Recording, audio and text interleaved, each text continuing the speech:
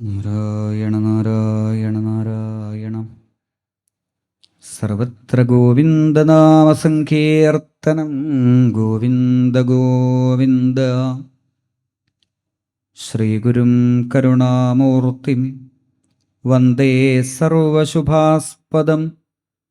യേന ജ്ഞാനപ്രകാശേന ദർശിതം ഭഗവൽപദം. ശ്രീമദ്ഗുരുചരണാരവിന്ദാഭ്യാം നമഃ. വാഗീശാദ്യാസുമനസഃ സർവാർത്ഥാനാമുപക്രമേ യം നത്വാ കൃതകൃത്യാസ്യുസ്തം നമാമി ഗജാനനം. ഗം ഗണപതയേ നമഃ. പിഞ്ചാവതം സമദസേ കുസുമാവഭാസം പീതാംബരം ഭുവനമോഹനമന്ദഹാസം ശംഖാരി പങ്കജഗദാധരം ആത്മസൗഖ്യസന്ദായകം ഗുരുപുരേശ്വരം ആശ്രയാമി. സർവത്ര ഗോവിന്ദനാമസങ്കീർത്തനം. ഗോവിന്ദ ഗോവിന്ദ.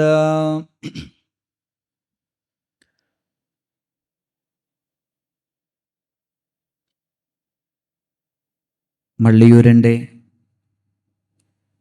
ഈ പുണ്യ സങ്കേതത്തിനകത്ത് ഭാഗവത പരമഹംസമായി വിരാജിച്ച ഒരു മഹാത്മാവിൻ്റെ മണ്ണിലിരുന്നു കൊണ്ട് വീണ്ടും ശ്രീമദ് ഭാഗവത അമൃതവർഷം അനുഭവിക്കാനും ആസ്വദിക്കാനുമുള്ള മഹാഭാഗ്യമാണ് മഹാഗണപതി നമുക്കിവിടെ ഒരുക്കി തന്നിരിക്കുന്നത്. ആ കാരുണ്യത്തിൻ്റെ മുൻപിൽ, ആ പരമ ഗുരുനാഥൻ്റെ മുൻപിൽ നമസ്കരിച്ചുകൊണ്ട് ഈ ഒരു മഹാസത്രവേദിയിലെ ഭാഗവത കഥാമൃതത്തിന് നമുക്ക് ആരംഭം കുറിക്കാം. വേദവ്യാസ മഹർഷി എത്രയോ ഗ്രന്ഥങ്ങളെ ലോകനന്മയ്ക്കായിട്ട് ചമച്ചു. എന്തിനായിരിക്കും വ്യാസൻ ഇത്രയ്ക്കൊക്കെ മെനക്കെട്ടത് എന്നാണെങ്കിൽ, സംസാരിണാം കരുണയാഹ പുരാണഗുഹ്യം. പ്രാരബ്ധക്കുണ്ടിലേക്ക് വീണുപോയ നമ്മൾ ഓരോരുത്തരോടുമുള്ള കാരുണ്യം. ഏത് വിധേനയും ഈ പ്രാരബ്ധക്കുണ്ടിനകത്ത് ഇതിലപ്പുറം മറ്റൊരു സുഖമുണ്ട് എന്നുപോലും ചിന്തിക്കാതെ കഴിയുന്ന നമ്മൾക്ക് മുമ്പിൽ ബ്രഹ്മസൗഖ്യം തു അനന്തം. അനുഭവിച്ചാലും അനുഭവിച്ചാലും ആസ്വദിച്ചാലും ആസ്വദിച്ചാലും മതിവരാത്ത, കൊതി തീരാത്ത ഒരാനന്ദമുണ്ട് എന്ന് ഒന്ന് ഓർമ്മിപ്പിക്കാൻ, ആ അനുഭവത്തെ നമ്മൾക്ക് അല്പദിവസമെങ്കിലും അല്ലെങ്കിൽ ഒരു വാക്കിൽ കൂടിയെങ്കിലും തന്ന് ഏതെങ്കിലും വിധത്തിൽ ഭഗവാനിലേക്ക് നമ്മുടെ ശ്രദ്ധയെ ഒന്ന് തിരിക്കാൻ, അതിനുവേണ്ടിയാണ് ഈ ഋഷീശ്വരന്മാരൊക്കെ മെനക്കെട്ടത്. അതിൽ വ്യാസൻ തിരഞ്ഞെടുത്തതോ വാസുദേവ കഥാരുചി. ഭഗവാന്റെ കഥകളിലേക്കൊരു രുചി ഉണ്ടാക്കുക. ക്രമേണ ക്രമേണ ആ കഥകളിൽ കൂടി കഥാനായകനായ ഭഗവാനോടുള്ള ആരാധനയെ വർദ്ധിപ്പിക്കുക. അതിനുവേണ്ടി വേദങ്ങളെ വിന്യസിച്ചും പുരാണങ്ങളെ ചമച്ചും മഹാഭാരതത്തെ നിർമ്മിച്ചും ഒക്കെ പരിശ്രമിച്ചു വ്യാസൻ. എന്നിട്ട് ലഭിക്കാത്ത ആനന്ദം ഭാഗവത സേവയിൽ കൂടി അദ്ദേഹത്തിന് ലഭിച്ചപ്പോൾ വ്യാസമഹർഷി ആദ്യം ചെയ്തത്, അതുവരെ ഉണ്ടാക്കിയ പുരാണങ്ങളിൽ പ്രധാനപ്പെട്ടതിലൊക്കെ ഈ ഭാഗവതത്തിൻ്റെ മധുരത്തെ ചേർത്തു വെച്ചു. പത്മപുരാണം, സ്കന്ദപുരാണം തുടങ്ങിയ പുരാണങ്ങളിലൊക്കെ ഭാഗവതത്തിൻ്റെ മാഹാത്മ്യത്തെ കുറച്ചു കുറച്ചായിട്ട് പറഞ്ഞു വെച്ചു. കാരണം ആ പുരാണങ്ങൾക്കും ഒരു മധുരമുണ്ടായിക്കോട്ടെ എന്ന് കരുതിയിട്ട് എല്ലാ തരത്തിലും മറ്റു പുരാണങ്ങളെ നിന്ദിക്കാതെ ഭാഗവതത്തെ സേവിക്കൂ എന്നാണ് ഭാഗവതന്മാരോട് ഭാഗവതം പറയുന്നത്. ശ്രദ്ധാം ഭാഗവതേ ശാസ്ത്രേ അനിന്ദാം അന്യത്ര ചാഭിഹി. ഭാഗവതത്തിലേക്ക് ശ്രദ്ധയെ വളർത്തൂ, മറ്റുള്ള പുരാണങ്ങളെ നിന്ദിക്കരുതേ. അപ്പം മറ്റുള്ള പുരാണങ്ങൾക്ക് സ്വാദ് കുറവ് എന്ന് പറയേണ്ടതില്ല, അതൊക്കെ സ്വാദുണ്ട്. എന്നു മാത്രമല്ല, മറ്റുള്ള പുരാണങ്ങളാണ് ശരിക്കും ഭാഗവതത്തിൻ്റെ ശരിയായ സ്വാദ് നമുക്ക് തരുന്നത്. അല്ലേ? സദ്യക്ക് പായസം അവസാനം വിളമ്പാൻ എന്താ കാരണം എന്ന് വെച്ചാൽ, ബാക്കി എല്ലാ രുചികളും അറിഞ്ഞതിന് ശേഷം മധുരം നുണയുമ്പോഴാണ് മധുരത്തിൻ്റെ ഒരു മധുരമുണ്ട്. അല്ലേ? മധുരം എന്നുള്ളതൊരു സ്വാദ്. ആ മധുരം എന്ന സ്വാദിൻ്റെ ഒരു ആസ്വാദന ഭാവം വേറെയുണ്ട്. അത് ശരിക്കും നമുക്കറിയണമെങ്കിൽ എരിവ്, പുളി, ചവർപ്പ്, ഉപ്പ്, കയ്പ്പ് ഇതൊക്കെ അറിഞ്ഞതിന് ശേഷം അറിയുമ്പോഴാണ്. ഇതുപോലെ മറ്റ് എല്ലാ പുരാണങ്ങളെയും ചമച്ചതിന് ശേഷം ഭാഗവതത്തെ രചിച്ചതുകൊണ്ട് ഭാഗവതത്തിൻ്റെ ആ അതിമധുരം വ്യാസന് ബോധ്യമായി. അപ്പം ഇത്രയ്ക്ക് മധുരമുള്ളതായ ശ്രീമദ് ഭാഗവതത്തിൻ്റെ മധുരത്തെ വ്യാസൻ എന്ത് ചെയ്തു എന്ന് വെച്ചാൽ മറ്റ് പുരാണങ്ങളിലൊക്കെ അല്പം അല്പം പകർത്തി വെച്ചു. കാരണം ഭാഗവതം എന്ന ഈ ഒരു പുരാണം ഇതിനെ ആസ്വദിച്ചു തുടങ്ങിയാൽ ന അന്യത്രസ്യാൽ രഥിക്കൊച്ചിൽ, മറ്റു പുരാണങ്ങളൊന്നും ചിലപ്പോൾ നമ്മൾ ശ്രദ്ധിക്കുന്നില്ല. ഇപ്പോൾ തന്നെ നമ്മൾ പത്മപുരാണം എന്ന പുരാണത്തിലൊരു 6 അധ്യായമെങ്കിലും നോക്കുന്നത് എന്തുകൊണ്ടാണ്? അതിൽ മാഹാത്മ്യം ഭാഗവതം ചേർന്നതുകൊണ്ടാണ്.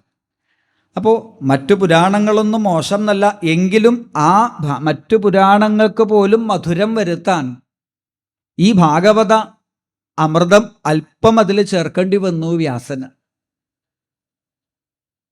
ഇവിടെ ആ ഒരു ഭാഗവതം വ്യാസമഹർഷി ആരംഭിക്കുന്നത് വലിയ ഒരു പ്രാർത്ഥനയോടെയാണ്. ഈ ഒരു പ്രാർത്ഥന അതിൻ്റെ പരിപൂർണ ശ്രദ്ധയോടുകൂടി ചെയ്യുമ്പോഴാണ് ഒരു പക്ഷേ നമുക്ക് ഭാഗവതം കേട്ടു എന്ന് അവകാശപ്പെടാൻ സാധിക്കുക. ഏതാ പ്രാർത്ഥന? സത്യം പരം ധീമഹി എന്ന ഈ ഒരു പ്രാർത്ഥന. ഇനി 7-ാം ദിവസം ഇല്ലെങ്കിൽ ഈ സമർപ്പണ രംഗത്തിൽ, ഭാഗവത സമാപന രംഗത്തിൽ ഇതേ സത്യപ്രതിജ്ഞയെ വീണ്ടും വ്യാസൻ നമ്മളെ ഓർമ്മിപ്പിക്കും. അപ്പോൾ പരമമാകുന്നതായ സത്യത്തിലേക്ക് എൻ്റെ ധീന്ന് വെച്ചാൽ ബുദ്ധി ഉറച്ചു നിൽക്കണേ എന്നതാണ് പ്രാർത്ഥന. ഈ ഒരു പ്രാർത്ഥനയോടുകൂടിയിട്ട് ഭാഗവതം കേൾക്കുമ്പോഴാണത്രേ നമ്മളൊക്കെ ഭാഗവതം കേൾക്കാൻ ഇവിടെ ഇരിക്കണുണ്ട് എന്നുള്ളത് ഓർമ്മ വരിക. അല്ലേ? ഭാഗവതം കേൾക്കാൻ വന്നു, ഭാഗവതം കേൾക്കാൻ ഇരുന്നു. ആരിരുന്നു? നമ്മളിരുന്നു, നമ്മുടെ ശരീരം ഇരുന്നു. പക്ഷെ ചിലപ്പോൾ നമ്മുടെ ശരീരം മാത്രമേ ഇവിടെ ഇരിക്കലുണ്ടാവുള്ളൂ. നമ്മൾ ഈ യജ്ഞവേദി വിട്ട്, ചിലപ്പോൾ ഈ മള്ളിയൂരും വിട്ട്, ചിലപ്പോൾ ഈ കോട്ടയം ജില്ലയും വിട്ട് സർക്കിട്ടിന് പോകും.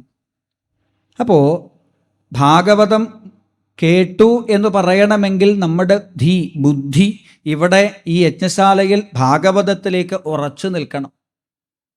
നമ്മുടെ ബുദ്ധി ഭാഗവതത്തിലേക്ക് ഉറച്ചു നിൽക്കണമെങ്കിലുള്ള വഴി എന്താ? ഇതിനെ ഉറപ്പിക്കാനുള്ള വഴി എന്താ വെച്ചാൽ നമ്മൾ പരമാവധി ശ്രമിക്കുക, അതൊരു വഴി. പക്ഷെ അതുകൊണ്ട് മാത്രമായില്ല, ഭഗവാന്റെ കാരുണ്യം കൂടി അതിനുണ്ടാവണം. പലതരത്തിൽ പല വഴിക്ക് പോകുന്നതായ നമ്മുടെ ചിന്തകൾ എല്ലാം മാറ്റി ഈ ഭാഗവത കഥകളിലേക്ക് നമ്മുടെ ബുദ്ധിയെ ചേർത്തു വയ്ക്കണമെങ്കിൽ ഒരു പക്ഷേ നമ്മുടെ സാമർഥ്യം കൊണ്ട് മാത്രം സാധിച്ചു എന്ന് വരില്ല. അവിടെയാണ് ഭഗവാനോട് തന്നെ നമ്മൾ ഈ പ്രാർത്ഥന ചെയ്യുന്നത്. സത്യസ്വരൂപനായ ഭഗവാനെ, അടിയൻ്റെ ബുദ്ധി ഈ ഭാഗവതമാകുന്ന സത്യത്തിലേക്ക് ചേർന്ന് നിൽക്കണേ എന്ന പ്രാർത്ഥന. അപ്പോൾ ഭാഗവതത്തിലേക്ക് ശ്രദ്ധയോടുകൂടി ഇരിക്കുക എന്നുള്ളത് അത്ര എളുപ്പമുള്ള ഒരു കാര്യമല്ല. ഭാഗവതം ശ്രദ്ധിച്ച് കേൾക്കുക. അല്ലേ? കേൾക്കാം, കാണാം, അതൊക്കെ ശരിയാണ്. പക്ഷേ ശ്രദ്ധയോടുകൂടി കേൾക്കുക, ശ്രദ്ധയോടുകൂടി കാണുക ഭഗവാനെ, ശ്രദ്ധയോടുകൂടി ഭഗവാന്റെ നാമം ജപിക്കുക എന്ന് പറഞ്ഞാൽ അതത്ര എളുപ്പത്തിലല്ല. മേൽപ്പത്തൂരൊക്കെ നാമം ജപിക്കൂ എന്ന് പറയണതിനേക്കാൾ പഠന്തോ നാമാനി, പഠിക്കുന്ന കുട്ടികളെ പോലെ മുഴുവൻ ശ്രദ്ധയും വെച്ച് ഓരോ നാമവും പഠിക്കൂ എന്ന് പറഞ്ഞു. അപ്പം അങ്ങനെ ഈ ഇന്ദ്രിയങ്ങളെയെല്ലാം പിടിച്ചു നിർത്തി ശ്രദ്ധയെ ഭാഗവതത്തിലേക്ക് വച്ച് ഭാഗവതം കേൾക്കണമെങ്കിൽ അത് നല്ല മെനക്കെട്ട ഒരു പണിയാണ്. സ്വതവേ ഈ ഭാഗവതം കേൾക്കാനിരിക്കുന്ന ആൾക്കാരെക്കുറിച്ച്, സ്വതവേ ഈ ഭാഗവതം കേൾക്കുന്ന ആൾക്കാരെക്കുറിച്ച് ഇത് കേൾക്കാത്ത പൊതുജനങ്ങളുടെ ഒരു അഭിപ്രായമുണ്ട്. എന്താ അഭിപ്രായം? ഒരു പണിയില്ലാത്ത കുറച്ച് ആൾക്കാർ ഭാഗവതം കേൾക്കാനിരിക്കണുണ്ട്. ഒരു പണിയില്ല.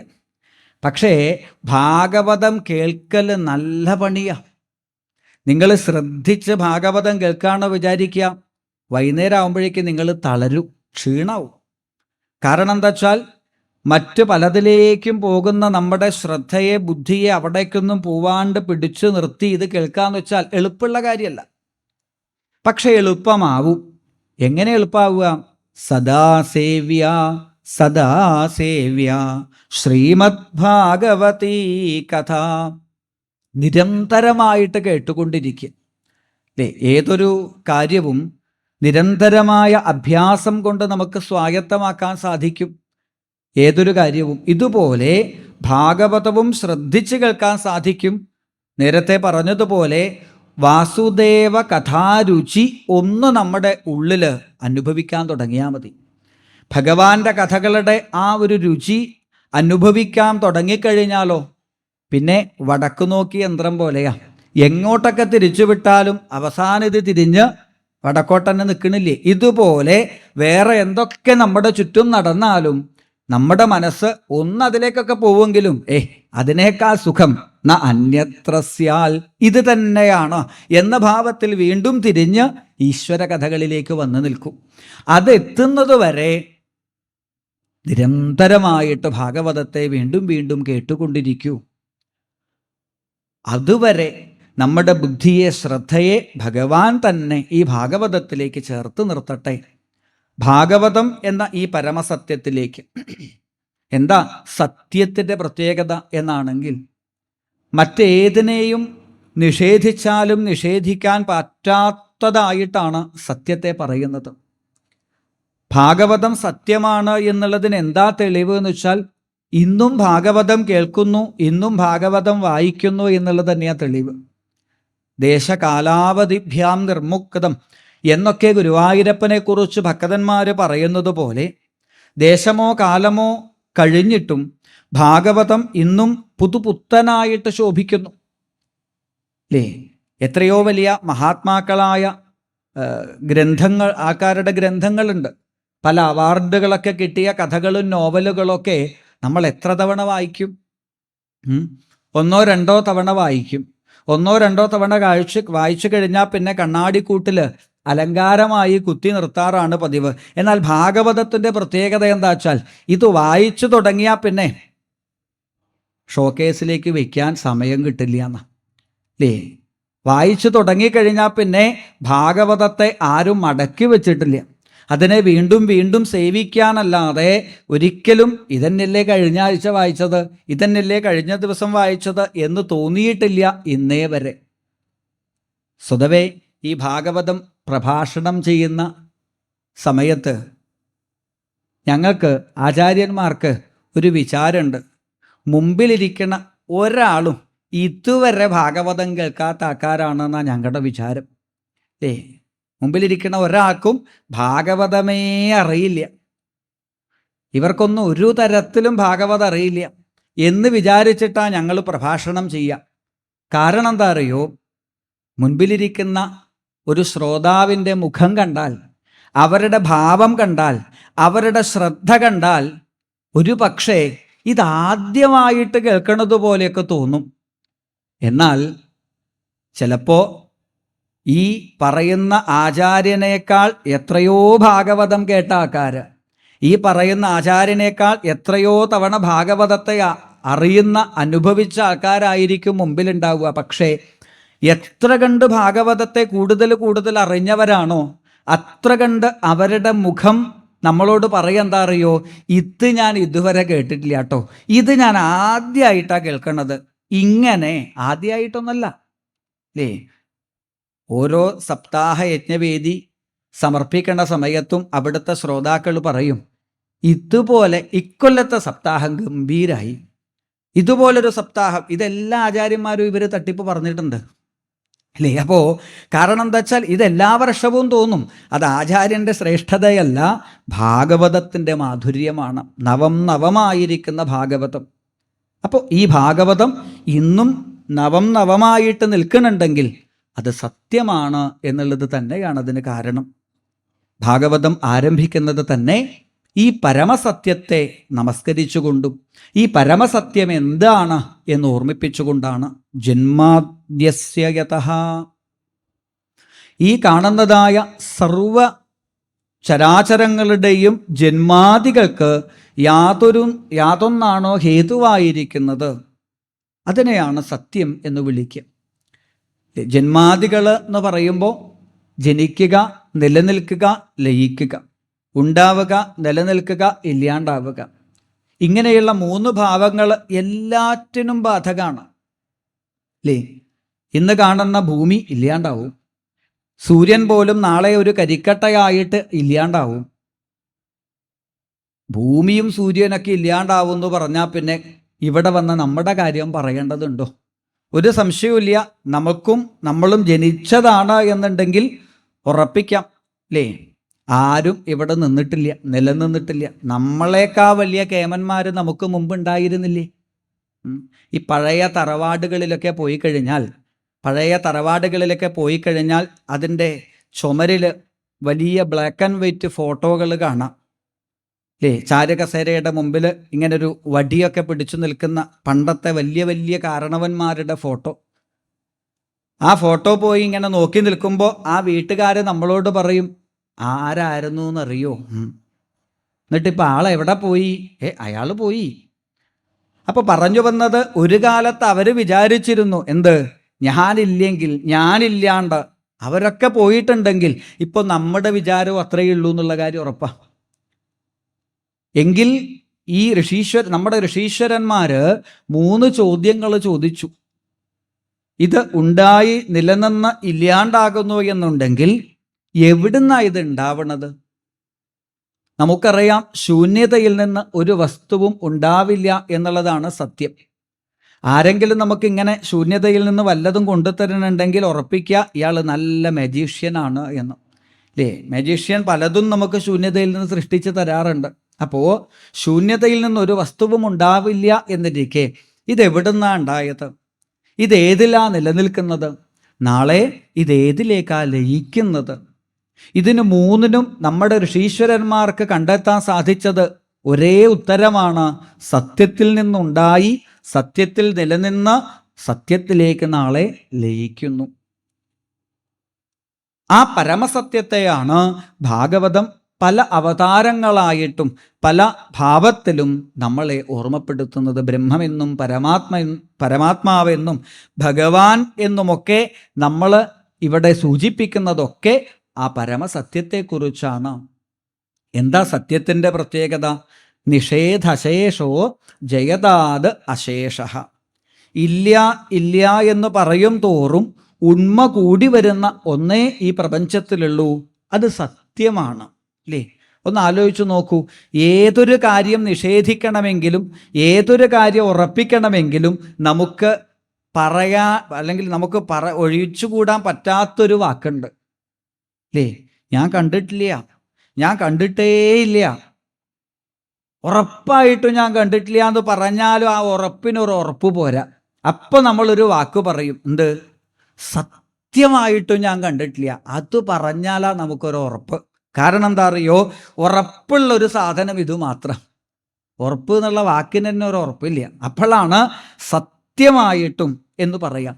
അപ്പം ഏതൊന്നിനെ നിഷേധിക്കാനും നമുക്ക് സത്യം വേണം, ഏതൊന്നിനെയും ഉറപ്പിക്കാനും നമുക്ക് സത്യം വേണം എന്നുണ്ടെങ്കിൽ ഈ സത്യത്തിനൊരു പ്രത്യേകതയുണ്ട്. എന്ത്?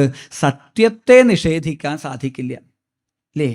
ഇല്ല സത്യമായിട്ടുമില്ല എന്ന് നമ്മൾ പറയുമ്പോൾ സത്യമില്ല എന്നെങ്ങനെയാ പിന്നെ നമ്മൾ പറയുക?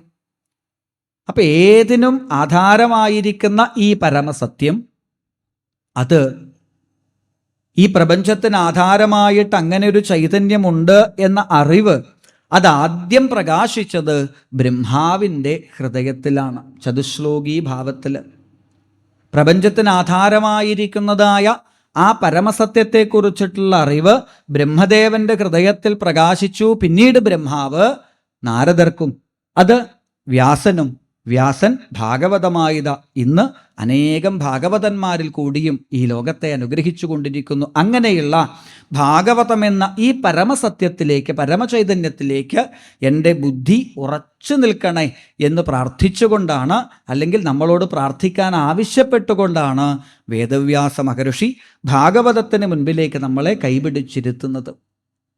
പിന്നെ ഭാഗവതത്തിൻ്റെ വിഷയം അത് പരിപാവനമായ ധർമ്മമാണ് എന്ന് ഓർമ്മിപ്പിച്ചു. ധർമ്മപ്രോച്ഛിതകൈതവോത്ര പരമോ നിർമ്മത്സരാണാം സതാം വേദ്യം. യാതൊന്നിനെ അനുഷ്ഠിക്കുമ്പോഴാണോ നമ്മളായിട്ട് തീരണത്, അതാണ് നമ്മുടെ ധർമ്മം. ഏതൊന്ന് ചെയ്യുമ്പോഴാണോ നമ്മുടെ മനസ്സിന് ആശ്വാസമായി എന്ന് തോന്നുന്നത്, അത് നമ്മുടെ ധർമ്മമാണ്.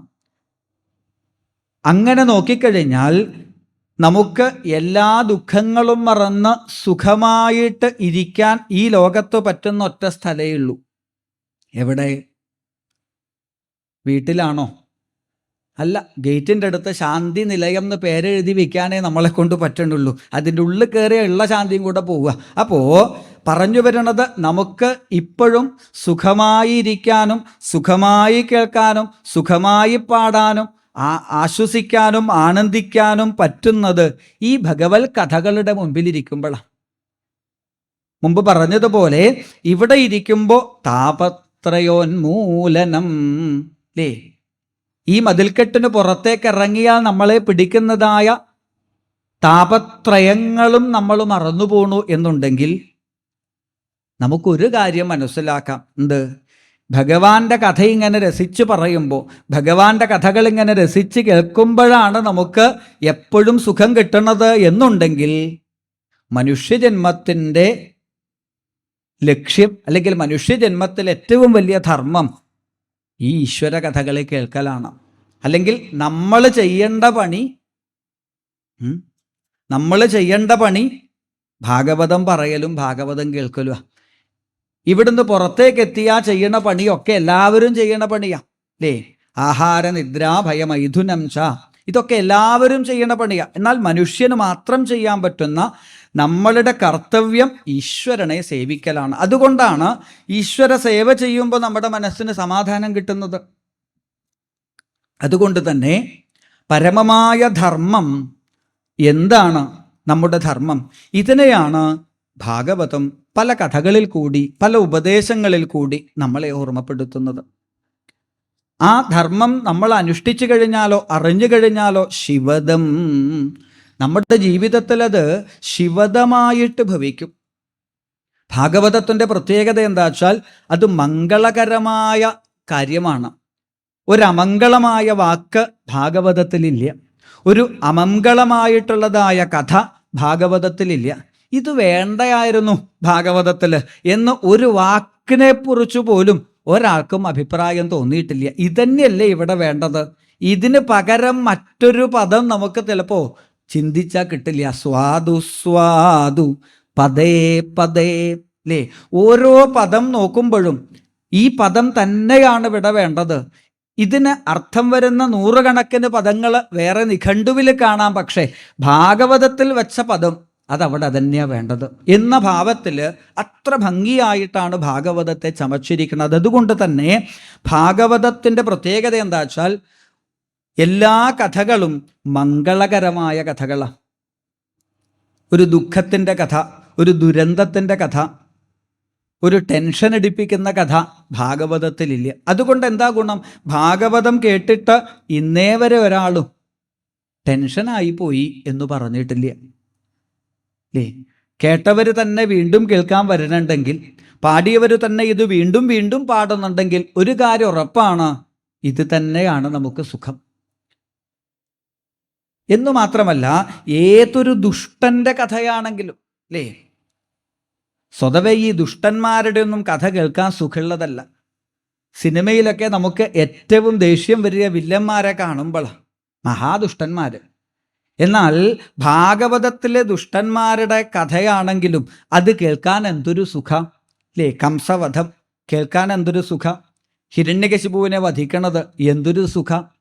കാരണം എന്താ വെച്ചാൽ ഇതൊക്കെ ഭഗവാന്റെ കഥകളായി മാറുമ്പോൾ ദുഷ്ടന്മാരുടെ കഥകളും നമുക്ക് മംഗളമായിട്ട് ഭവിക്കും. എന്നു മാത്രമല്ല, ചില നിമിഷങ്ങളിലൊക്കെ ഭാഗവതത്തിലെ ഈ കഥാപാത്രങ്ങളോട് പോലും നമുക്ക് ആരാധന വരും. ഏതൊരു കഥാപാത്രത്തെയും ഭാഗവതം അവസാനിപ്പിക്കുമ്പോഴേക്കും മംഗളമായ ഭാവത്തിലേക്ക് എത്തിക്കും. ഹിരണ്യാക്ഷവധം പറയുമ്പോൾ ഒരു ദുഷ്ടനെ കൊന്ന കഥയാ. അവസാനം ഭാഗവതം പറയെന്താ അറിയോ? നാരായണോന്തേ ഗതിരംഗ ശൃണ്വതാം. ഹിരണ്യാക്ഷവധം എന്നുള്ള കഥ കേട്ടാൽ നാരായണനിലേക്ക് ഗതിയുണ്ടാവും. ചുരുക്കി പറഞ്ഞാൽ അപ്പം ഹിരണ്യാക്ഷണം നമുക്ക് മംഗളമായി തീർന്നു അല്ലേ.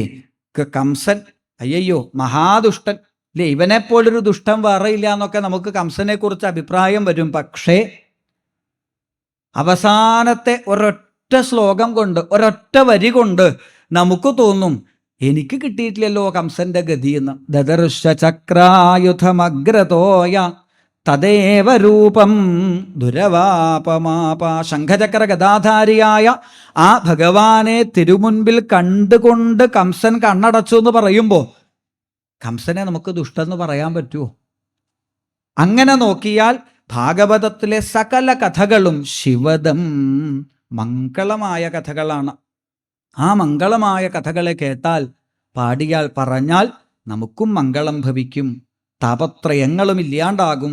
വേദമാകുന്ന കൽപ്പകവൃക്ഷത്തിൻ്റെ മൂത്തുപഴുത്ത് പാകമായിരിക്കുന്ന ഭാഗവതപ്പഴത്തെ ഹേ രസികന്മാരെ, ഭാവുകന്മാരെ, പുണ്യശാലികളെ നിങ്ങൾ ആസ്വദിക്കൂ എന്ന് പറഞ്ഞുകൊണ്ടാണ് നൈമിഷാരണ്യം എന്ന പുണ്യക്ഷേത്രത്തിലേക്ക് നമ്മുടെ ശ്രദ്ധ വ്യാസമഹർഷി കൊണ്ടുപോകുന്നത്. ശൗനകാദി യോഗീശ്വരന്മാർ ബ്രഹ്മാവിൽ നിന്നും ചോദിച്ചു വാങ്ങിയതായ ആ ചക്രം ഉരുട്ടി നടന്നു എന്നും അത് പൊടിഞ്ഞു വീണ കാടാണ് പിന്നീട് നൈമിഷാരണ്യമായത് എന്നും പ്രസിദ്ധമാണ്. അപ്പോൾ ബ്രഹ്മാവിൽ നിന്ന് വാങ്ങി ഉരുട്ടിയതായ ഈ ചക്രം അത് പൊടിഞ്ഞു വീണത് നൈമിഷാരണ്യം എന്ന ഹരികഥ നടക്കുന്നതായ പുണ്യഭൂമിയിലെത്തിയപ്പോഴാണ് എന്ന് പറയുമ്പോൾ നമ്മളും വിധാതാവായ ബ്രഹ്മാവിൽ നിന്ന് വാങ്ങിയ ഒരു ചക്രമുണ്ട്, ഇല്ലെങ്കിൽ നമുക്കും കിട്ടിയ ഒരു ചക്രമുണ്ട്. ഏതാ ചക്രം? പുനരപി ജനനം പുനരപി മരണം പുനരപി ജനനീ ജഠരേ ശയനം. ജനിക്കുക, പലതരത്തിലുള്ളതായ കർമ്മങ്ങൾ ചെയ്യുക, അതിൻ്റെ കർമ്മഫലം അവിടെ സൂക്ഷിച്ചു വയ്ക്കുക, മരിക്കുക, അതനുഭവിക്കാൻ വീണ്ടും വരിക. ഇങ്ങനെ ജനനമരണമാകുന്നതായ ചക്രത്തിൽപ്പെട്ട് നമ്മളും വട്ടം ചുറ്റുന്നു.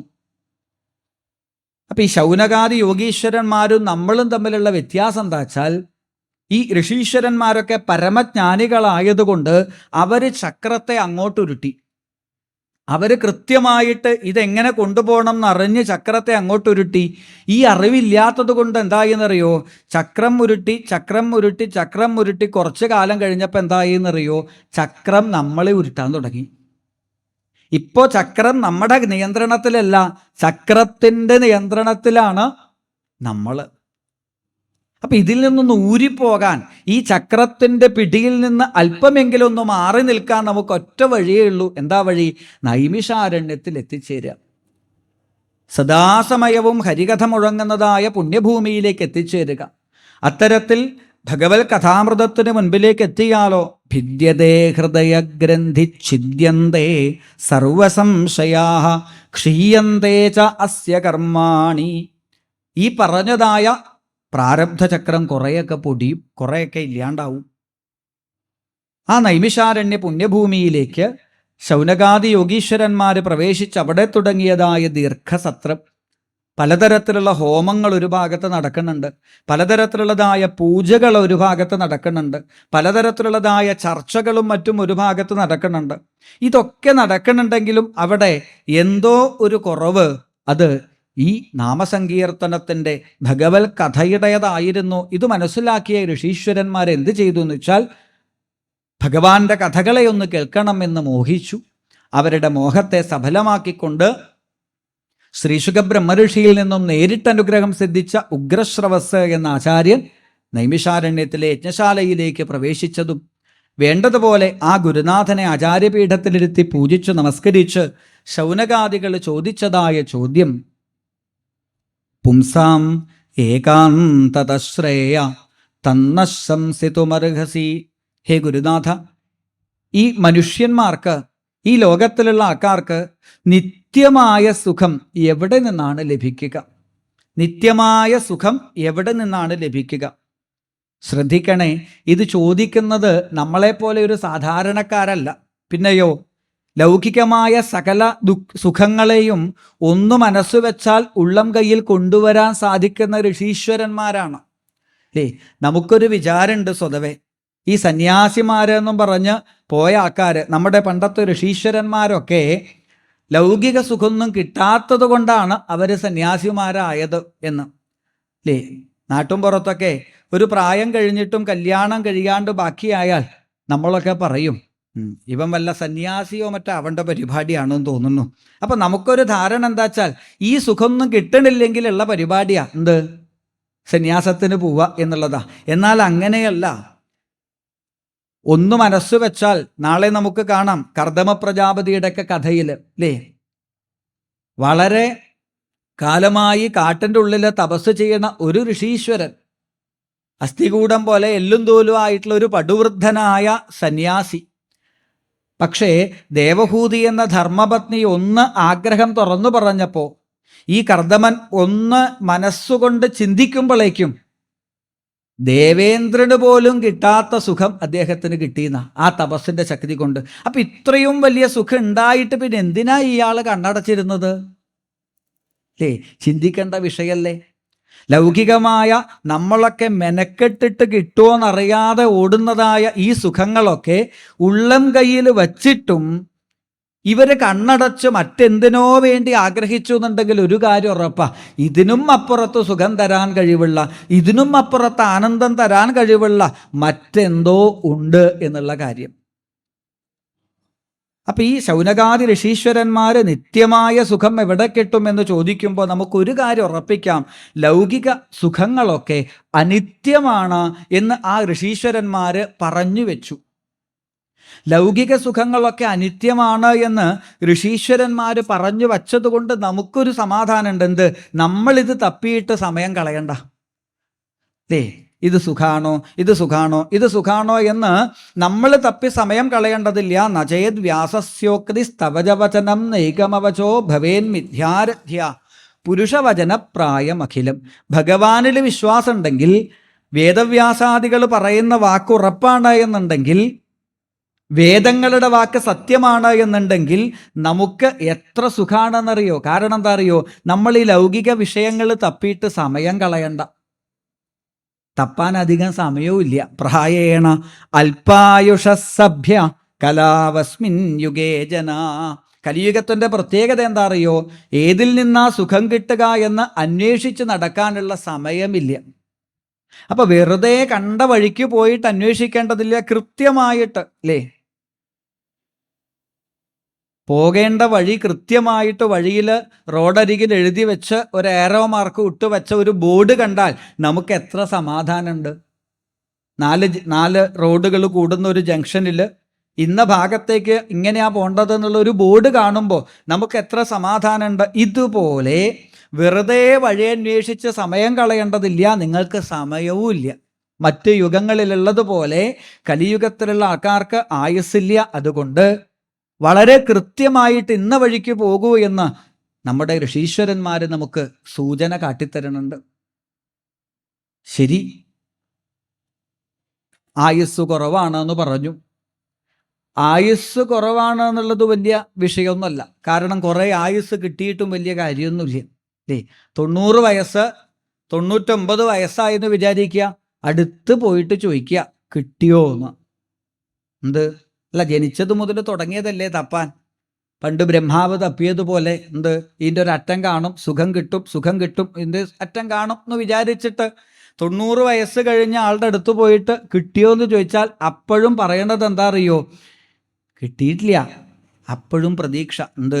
അടുത്ത ജന്മത്തിൽ ഈ 90 കൊല്ലം തപ്പിയിട്ട് കിട്ടാത്ത സാധനമാണ് ഇനിയിപ്പോൾ അടുത്ത കിട്ടുമോയെന്നറിയാത്ത ജന്മത്തിൽ കിട്ടുമെന്ന് വിചാരിക്കണത്. അപ്പോൾ എല്ലാ തരത്തിലും ഇങ്ങനെ പോകുന്നതായ ഈ കലിയുഗവാസികൾ മന്ദാഹ സുമന്ദമതയ മന്ദഭാഗ്യ, മടി പിടിച്ച് നല്ല ബുദ്ധി വരുമ്പോഴേക്കും വളരെ സമയം വൈകിപ്പോയി. അപ്പോഴെങ്കിലും നല്ല ബുദ്ധിയിൽ ഇരുന്നു എന്ന് വെച്ചാലോ, ഇത് കേൾക്കാനും ഇതറിയാനും ഭാഗ്യമില്ലാത്തവരായിത്തീരുന്ന ഈ കലിയുഗവാസികളുടെ ഇടയിൽ, ഹേ ഗുരുനാഥ, ഞങ്ങൾക്കിതാ ഭഗവാനെക്കുറിച്ച് അറിയണമെന്നൊരു മോഹം, ഞങ്ങൾക്ക് ഭഗവാനെക്കുറിച്ച് അറിയണമെന്ന് മോഹം എന്ന് മാത്രമല്ല, അത് പറഞ്ഞു തരാൻ അങ്ങയെപ്പോലൊരു ഗുരുനാഥനെ ഭഗവാൻ ഇവിടെ എത്തിക്കുകയും ചെയ്തു. അതുകൊണ്ട് ഞങ്ങൾ ചോദിക്കട്ടെ, അനുകൂലമായ ഈശ്വരാനുഗ്രഹം ഉള്ളതായ ഈ ഒരു സമയം മറുകരയ്ക്ക് പോകാൻ ഒരു തോണിയുണ്ട്. മാത്രമല്ല തുഴഞ്ഞ് നല്ല എക്സ്പീരിയൻസ് ഉള്ള നല്ലൊരു തോണിക്കാരനുമുണ്ട്. എന്നു മാത്രമല്ല, ഇതൊക്കെ ഉണ്ടായിട്ട് കാര്യമില്ല, കാലാവസ്ഥ അനുകൂലമാവണ്ടേ. തോണിക്കാരൻ വിചാരിച്ചാലും ചിലപ്പോൾ കാറ്റ് എതിർദിശയിലേക്കാണെങ്കിലോ തോണി മറിഞ്ഞു പോവും. ഇവിടെ അനുകൂലമായ കാറ്റും വീശുന്നുണ്ട്. എന്നിട്ട് ഇക്കരെ നിന്നിട്ട് ഞാനെങ്ങനെ അക്കരയ്ക്ക് പോവാന്നും പറഞ്ഞ് കരയാണോ വേണ്ടത്? ആ തോണിക്കാരൻ്റെ കൈപിടിച്ച് അതിലേക്ക് കയറണ്ടേ? ഇതുപോലെ ഞങ്ങൾക്കിതാ അമരക്കാരനായിട്ട് അങ്ങ് ഗുരുനാഥനായി മുൻപിൽ നിൽക്കുമ്പോൾ, ദൈവാധീനമാകുന്ന അനുകൂലമായ കാറ്റ് വീശുന്ന ഈ ഒരു സത്രവേദിയിൽ ഞങ്ങൾക്കൊക്കെ അറിയേണ്ടത് ഭഗവാന്റെ മഹിമകളാണ്. എന്തിനാ ഭഗവാൻ അവതാരങ്ങൾ എടുക്കുന്നത്? എത്ര അവതാരങ്ങൾ ഭഗവാൻ എടുത്തിട്ടുണ്ട്? ഏതൊക്കെയാണ് ഭഗവാന്റെ അവതാരങ്ങൾ? കൃഷ്ണാവതാരത്തിൻ്റെ മാഹാത്മ്യവും മാധുര്യവും പറഞ്ഞു തരണം. പിന്നെ എന്തിനാ ഇത്രയ്ക്കൊക്കെ യോഗോപാസനകൾ? സാഖ്യയോഗം, ജ്ഞാനയോഗം, ഭക്തിയോഗം, കർമ്മയോഗം തുടങ്ങി പലതരത്തിലുള്ള യോഗോപാസനകൾ, പലതരത്തിലുള്ള ശാസ്ത്രങ്ങൾ, പലതരത്തിലുള്ള യാഗങ്ങൾ, പലതരത്തിലുള്ള പൂജകൾ, ഇതൊക്കെ എന്തിനു വേണ്ടിയിട്ടാണ് ഇങ്ങനെ പല വിധത്തിലാക്കി വെച്ചത്? കഴിഞ്ഞ യുഗത്തിൽ ഭഗവാൻ കൃഷ്ണനായി അവതരിച്ചപ്പോൾ ധർമ്മം തന്നെയാണ് കൃഷ്ണൻ, കൃഷ്ണൻ തന്നെയാണ് ധർമ്മം. അതുകൊണ്ടാണ് ധർമ്മത്തിൻ്റെ വിജയമായിട്ട് മഹാഭാരത യുദ്ധത്തിൽ പാണ്ഡവന്മാർ വിജയക്കൊടി പാറിച്ചത് വിജയസാരഥിയായി ഭഗവാൻ മുമ്പിൽ നിന്നതുകൊണ്ടല്ലേ. അതുകൊണ്ട് തന്നെ ആ ധർമ്മം കലിയുഗത്തിൽ എങ്ങനെയാണ് നിലനിൽക്കുന്നത്? ഏതിനെ ആശ്രയിച്ചാണ് കലിയുഗത്തിൽ ധർമ്മം നിലനിൽക്കുന്നത്? കൃഷ്ണൻ കലിയുഗത്തിൽ എങ്ങനെയാണ്? ധർമ്മം കലിയുഗത്തിൽ എങ്ങനെയാണ്? ഇതിന് രണ്ടിനുമുള്ള ഉത്തരമായിട്ടാണ് ഭാഗവതം പറയുന്നത്. അപ്പോൾ ധർമ്മവും കൃഷ്ണനും വേറെ വേറെയല്ല. ഭാഗവതവും ഭഗവാനും ഭാഗവതനും ഒന്ന് തന്നെ എന്ന് സജ്ജനങ്ങൾ പറയാറുണ്ട്. അത് തന്നെയാണ് നമോ ധർമായ മഹതേ നമഃ കൃഷ്ണായ വേധസേ ബ്രാഹ്മണേഭ്യോ നമസ്കൃത്യ ധർമാൻ വക്ഷ്യേ സനാതനാൻ. ഈ സനാതനമായിരിക്കുന്ന ഭാഗവത ധർമ്മത്തെ പറയുമ്പോൾ കൃഷ്ണനെയും ഭാഗവതത്തെയും കൃഷ്ണഭക്തരെയും സജ്ജനങ്ങളെയും നമസ്കരിച്ചുകൊണ്ട് തുടങ്ങുന്നത്. ചുരുക്കി ഈ ചോദ്യങ്ങൾക്കൊക്കെ ഉത്തരം കൊടുത്തു ആദ്യം ഉഗ്രശ്രവസ്. ആദ്യം ചുരുക്കി പറഞ്ഞാൽ എന്താ ഗുണം എന്ന് വെച്ചാൽ പിന്നെ വിസ്തരിച്ച് കേൾക്കണമെന്ന് തോന്നും. ഭാഗവതത്തിൻ്റെ പ്രത്യേകത എന്താ വെച്ചാൽ അത് ചുരുക്കുമ്പോൾ ശരിക്കും മധുരം കൂടുതലാണ്. വിസ്തരിച്ചാലും മധുരില്ല എന്നല്ല പറയണത്. പക്ഷേ ഈ ചുരുക്കി കേൾക്കുമ്പോഴുണ്ടല്ലോ അതിന് കൂടുതൽ മധുരമുണ്ട്. എന്താ വെച്ചാൽ ഇത്രയും അല്ലല്ലോ എന്നുള്ളൊരു മധുരം ബാക്കിയുണ്ട്. ആസ്വദിച്ചതിനേക്കാൾ ആസ്വദിക്കാൻ ബാക്കിയുള്ളൊരു മധുരം ഉണ്ടല്ലോ. ഒരു പക്ഷെ അതാണ് ഭാഗവത വേദികളിലേക്ക് വീണ്ടും വീണ്ടും നമ്മളെ എത്തിക്കുന്നത്. അപ്പം എല്ലാ തരത്തിലും ഈ ചോദിച്ച ചോദ്യങ്ങളുടെ മുഴുവൻ ഉത്തരം ചുരുക്കിയിട്ട് ആദ്യം ഒന്ന് ഓർമ്മിപ്പിച്ചു. ചുരുക്കി പറഞ്ഞപ്പോൾ എന്തായെന്നറിയോ? അത് കുറച്ചുകൂടി വിസ്തരിക്കണമായിരുന്നു. ഭാഗവതത്തിലെ പഞ്ചമസ്കന്ധത്തിൽ നരകവർണ്ണന എന്ന് പറഞ്ഞിട്ടൊരു ഭാഗമുണ്ടല്ലോ. ഒരു സുഖമല്ല ശരിക്കും നരകം, നമുക്കൊക്കെ അറിയാം അവിടെ എത്തിയാൽ ഈ പറഞ്ഞ എണ്ണയിൽ വറക്കലും കുത്തിപ്പൊരിക്കലൊക്കെയാണ്. ആർക്കെങ്കിലും അവിടെ സുഖമാണോ നരകം? അല്ല. പക്ഷേ ഭാഗവതത്തിൽ എത്തുമ്പോഴേക്കുണ്ടല്ലോ നരകം നല്ല സുഖമുള്ള പരിപാടിയാണ്. എവിടെയോ പ്രഭാഷണത്തിൽ കുറച്ച് നരകവർണ്ണന സമയമില്ലാത്തത് കൊണ്ട് ചുരുക്കിയപ്പോൾ വയസ്സായിട്ട് ടിക്കറ്റ് കിട്ടാറായൊരു മുത്തശ്ശി വന്ന് പറഞ്ഞിട്ടുണ്ട്, കുറച്ചുകൂടി പറയായിരുന്നു, എന്തൊരു രസാ എന്ത് നരകേ അല്ലേ. അപ്പോൾ നരകം പോലും ചുരുക്കി പറഞ്ഞാൽ വിസ്തരിച്ച് കേൾക്കണമെന്ന് തോന്നുന്നുണ്ടെങ്കിൽ അത് ഭാഗവതത്തിൻ്റെ ഒരു മധുരം തന്നെയാണ്. ഇവിടെ എല്ലാ തരത്തിലും ചുരുക്കിയിട്ട് എന്തിനാ ഭഗവാൻ അവതാരം എടുക്കുന്നത് അല്ലേ? കിം തസ്യ ശത്രുഹനനെ കപയസഹായ. ഭഗവാൻ തൻ്റെ പുരികക്കൊടി കൊണ്ട് തന്നെ പ്രപഞ്ചത്തെ സൃഷ്ടിസ്ഥിതി സംഹാരാദി വിധാനങ്ങൾ ചെയ്യുന്നു. ഈക്ഷണാഖ്യാം, ഒരു നോട്ടം കൊണ്ട് തന്നെ ബ്രഹ്മാദി ദേവന്മാരെ നിയന്ത്രിക്കാൻ കഴിവുള്ള ഭഗവാന് ഒരു രാവണനെ കൊല്ലാൻ എന്നെ സഹായിക്കോ എന്നെ സഹായിക്കോ എന്നെ സഹായിക്കോ എന്ന് ചോദിക്കേണ്ട ആവശ്യമുണ്ടോ? അതും വേറെ വലിയ രാജാക്കന്മാരോടാണെങ്കിൽ തിരക്കിടില്ല, ഇത് കുരങ്ങന്മാരോട് പോയിട്ട് ചോദിക്കുക സഹായിക്കുമെന്ന്. യാതൊരു രാമനാമത്തിൻ്റെ ശക്തി കൊണ്ടാണോ 100 യോജന ചാടാൻ വായുപുത്രന് സാധിച്ചത്, ആ നാമിയായ രാമൻ സമുദ്രതീരത്ത് വന്നിരുന്ന 100 യോജന ദൂരത്താണ് സീത എന്ന് കേട്ടപ്പോൾ താടിക്ക് കൈ കൊടുത്തിട്ട് പറയാ, ഞാനെങ്ങനെയാ അക്കരെ പോവുകയെന്ന്. അപ്പോൾ ഇതൊക്കെ കേവലം ഭഗവാന്റെ ലീലകൾ മാത്രം. ഭഗവാൻ ഒന്ന് സങ്കല്പിച്ചാൽ ഈ പ്രപഞ്ചം തന്നെ ഇല്ലാണ്ടാവും. പിന്നെ ഒരു രാവണനെ കൊല്ലാൻ ബുദ്ധിമുട്ടുണ്ടോ? ഇല്ല. അപ്പം എന്തിനാ ഈ രാമാവതാരം, എന്തിനാ കൃഷ്ണാവതാരം എന്നോ ചോദിച്ചാൽ കേവലം നമ്മൾ കംസനെ കൊല്ലാൻ രാവണനെ കൊല്ലാൻ എന്ന് കണക്കാക്കേണ്ടതില്ല. അതായിരുന്നു അവതാര ഉദ്ദേശം എന്നുണ്ടെങ്കിൽ കൃഷ്ണകഥകളുടെ മാധുര്യം അന്ന് തീരണമായിരുന്നു, രാമായണത്തിൻ്റെ മാഹാത്മ്യം അന്ന് കഴിയണമായിരുന്നു. പക്ഷേ ഇന്നും രാമായണം നമ്മൾ കേൾക്കുന്നുണ്ട്, ഇന്നും കൃഷ്ണകഥകൾ നമുക്ക് ആനന്ദം തരണുണ്ടെങ്കിൽ അന്നത്തെ കംസനെ കൊല്ലലോ രാവണനെ കൊല്ലലോ അല്ല ഈശ്വരാവതാരങ്ങളുടെ ഉദ്ദേശം. പിന്നെയോ എന്നും ഈ ലോകത്തിൽ നമ്മളെ അനുഗ്രഹിക്കുക എന്നുള്ളതാണ്. അപ്പം ഈ അവതാരങ്ങളൊക്കെ ഇന്നും നിലനിൽക്കുന്നുണ്ട്, ഭാഗവതത്തിൽ കൂടി ഭാഗവതന്മാരിൽ കൂടിയിട്ട് അനുഗ്രഹിച്ചുകൊണ്ട്. പിന്നെ എത്ര അവതാരം എന്ന് ചോദിച്ചാൽ കൃത്യം 22, 24 എന്നിങ്ങനെ എണ്ണി പറയാനൊന്നും സാധിക്കില്ല. പറ്റുന്നിടത്തോളം എനിക്കറിയണ അവതാരമൊക്കെ ഞാൻ പറയാം, ദശാവതാരങ്ങളൊക്കെ നിങ്ങൾക്കറിയാം. അതിന് പുറമെ കപിലനായും ദത്താത്രേയനായും നരനാരായണന്മാരായും ഹംസമായും നാരദരായിട്ടൊക്കെ അവതരിച്ചിട്ടുണ്ട്. ഇനി അവതാരാഹി അസംഖ്യേയ. ഒരു വിളക്കിൽ നിന്ന് എത്ര വിളക്ക് കൊളുത്താൻ പറ്റുമെന്ന് ചോദിച്ചാൽ അതിന് കൃത്യമായിട്ടൊരു ഉത്തരമൊന്നുമില്ല. ഇതുപോലെ ഏകമായിരിക്കുന്നതായ ആ പരമചൈതന്യത്തിൽ നിന്ന് ഈ പ്രപഞ്ചം മുഴുവൻ ഉണ്ടായിരുന്നുണ്ടെങ്കിൽ ഇവിടുത്തെ സർവ്വജീവജാലങ്ങളും ഈശ്വരാവതാരങ്ങളാണ് അല്ലേ? മുദ്രാവാക്യം വിളിക്കുന്നത് കേട്ടിട്ടില്ലേ, എണ്ണാമെങ്കിൽ എണ്ണിക്കോന്ന്. അതുപോലെ സൂതൻ നമ്മളോട് പറയാണ്, എണ്ണാമെങ്കിൽ എണ്ണിക്കോ. എത്ര ഉറുമ്പുകളുണ്ടെന്ന് എണ്ണിക്കോളൂ, എത്ര ഈച്ചകളുണ്ടെന്ന് എണ്ണിക്കോളൂ, എത്ര കൊതുകുകളുണ്ടെന്ന് എണ്ണിക്കോളൂ. ഇങ്ങനെ നോക്കിയാൽ എത്ര അവതാരമുണ്ട്? അവതാരാഹി അസംഖ്യേയ. അസംഖ്യം അവതാരങ്ങൾ ഭഗവാൻ എടുത്തിട്ടുണ്ട്. പിന്നെ സകല ശാസ്ത്രങ്ങളുടെയും വേദങ്ങളുടെയും യോഗ പദ്ധതികളുടെയും ലക്ഷ്യം എന്താണെന്ന് ചോദിച്ചാൽ വാസുദേവ പരാവേദ വാസുദേവ പരാമഖ വാസുദേവ പരം യോഗം. വാസുദേവരിലേക്ക് നമുക്ക് ഗതി ഉണ്ടാക്കി തരിക, ഇതാണ് വാസുദേവ പരാഗതി. നമുക്കൊക്കെ ഗതി ആശ്രയം ഈ വാസുദേവനാണ് എന്ന് നമ്മളെ ഓർമ്മിപ്പിച്ച് ആ വാസുദേവനിലേക്ക് നമ്മളെ എത്തിക്കാനാണ് ഈ പറഞ്ഞ യോഗ പദ്ധതികളൊക്കെ. പിന്നെ നിങ്ങൾക്കിപ്പോൾ ഈ അവതാര കഥകളൊക്കെ ഇനി വിസ്തരിച്ച് കേൾക്കണം എന്നല്ലേ പറയണത്? അത് ഞാൻ പറഞ്ഞു തരാം. പണ്ട് ശുകബ്രഹ്മ ഗംഗാതീരത്തിരുന്ന് പരീക്ഷത്തിന് ഉപദേശിച്ച അതേ ഭാവത്തിൽ നിങ്ങൾക്ക് പാടിത്തരാം. യഥാധീതം യഥാമതി. പാടിത്തരാം എന്നൊക്കെ പറയുമ്പോൾ കേമത്തം പറയേണ്ടതില്ല. എൻ്റെ അറിവിനും എൻ്റെ കഴിവിനും അനുസരിച്ച് ഞാൻ പാടിത്തരാം, അത്രേ പറയാനാവുള്ളൂ എന്ന് പറഞ്ഞപ്പോഴാണ് കസ്മിൻ യുഗേ പ്രവൃത്തേയം സ്ഥാനേവ കേന ഹേതുന.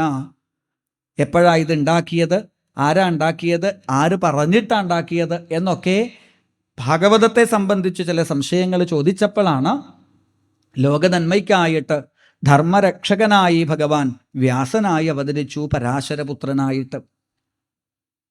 വേദത്തെ വേണ്ടതുപോലെ ഉറപ്പിച്ചു കഴിഞ്ഞാൽ ധർമ്മം നിലനിൽക്കുമെന്ന് ഉറപ്പിച്ചു. കാരണം വേരിനാണല്ലോ ശക്തി വേണ്ടത് ഒരു വൃക്ഷത്തെ പിടിച്ചു നിർത്താൻ. ഇതുപോലെ വേദോഖിലോ ധർമ്മമൂലം.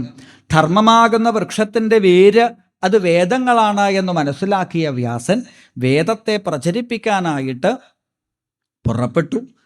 ഋഗ്വേദം, യജുർവേദം, അഥർവവേദം, സാമവേദം എന്നിങ്ങനെ 4 വേദത്തെ പകുത്ത് അതിനെ തൻ്റെ ശിഷ്യഗണങ്ങളിൽ കൂടി ലോകത്തിൽ പ്രചരിപ്പിച്ചു. പക്ഷെ വേദഭാഷ സാധാരണക്കാർക്ക് അപ്രാപ്യമായതുകൊണ്ടും വേദം പഠിക്കാനുള്ള സംസ്കാരം എല്ലാവർക്കും ഇല്ല എന്നുള്ളത് കൊണ്ടും ഏതൊരു കാര്യത്തിനും ആദ്യം അവനവൻ്റെ ഉള്ളിൽ അതിനൊരു സംസ്കാരം ഉണ്ടാവണം. ഇപ്പം സംഗീതം എല്ലാവർക്കും പഠിക്കാം എന്ന് വിചാരിച്ചാലും സംഗീതം പഠിക്കണമെങ്കിൽ ഉള്ളിൽ ചെറിയൊരു വാസന, ചെറിയൊരു സംസ്കാരം ഉണ്ടാവണം അല്ലേ? അതില്ലാണ്ടെന്നാ കാര്യമില്ല. ഇപ്പം ഭാഗവതം കേൾക്കാൻ ഇവിടെ വന്നിരിക്കണമെങ്കിലും ഇവിടെ ഇങ്ങനെ ഇരിക്കണമെങ്കിൽ കുറച്ച് നമ്മുടെ ഉള്ളിൽ ഇതിൻ്റെ മാഹാത്മ്യം ഉണ്ടാവണം, അല്ലാണ്ട് വലിയ ബുദ്ധിമുട്ടാണ്. അപ്പം എല്ലാ തരത്തിലും ഈ ഒരു സംസ്കാരം എല്ലാവരും ഇല്ലയെന്ന് കണ്ടപ്പോൾ വേദം കുറച്ച് സാധാരണക്കാരിൽ നിന്ന് അകലാൻ തുടങ്ങി. എന്നു മാത്രമല്ല, സ്വതവേ വേദങ്ങൾ പ്രഭുവിനെ പോലെയാണ് എന്നൊക്കെ ഗുരുനാഥന്മാർ പറയാറുണ്ട്. വേദം പ്രഭുവിനെ പോലെയാണ്, യജമാനനെ പോലെയാണ്. എന്താ യജമാനൻ്റെ പ്രത്യേകത? പ്രഭുക്കൾ എന്താ ചെയ്യുക? ആജ്ഞാപിക്കും, അതുപോലെ ഉപദേശിക്കും. നമുക്കാണെങ്കിൽ തീരെ പിടിക്കാത്ത 2 കാര്യമാണ്, ആജ്ഞാപിക്കലും ഉപദേശിക്കലും. അതുകൊണ്ട് തന്നെ വേദം സാധാരണക്കാരിലേക്ക് എത്തുന്നില്ല എന്ന് കണ്ടപ്പോൾ വേദത്തിലെ പ്രധാനപ്പെട്ടതായ ആശയങ്ങളെ കഥാരൂപത്തിൽ പുരാണങ്ങളായി രചിച്ചു. പക്ഷെ പുരാണങ്ങളിലും ഈ പറഞ്ഞതായ സംശയങ്ങൾ വരാൻ തുടങ്ങി. ഈ പുരാണത്തിൽ ഒന്ന് പറയണു, ആ പുരാണത്തിൽ വേറൊരു ഈ പരീക്ഷത്ത് എന്താ അവിടെ എത്തുമ്പോൾ അങ്ങനെ, ആ ദേവൻ എന്താ ഇവിടെ എത്തുമ്പോൾ ഇങ്ങനെ എന്നൊക്കെ പുരാണങ്ങളിലും പലതരത്തിലുള്ള സംശയങ്ങൾ ആൾക്കാർ തുടങ്ങിയപ്പോൾ വ്യാസൻ എന്തു ചെയ്തു?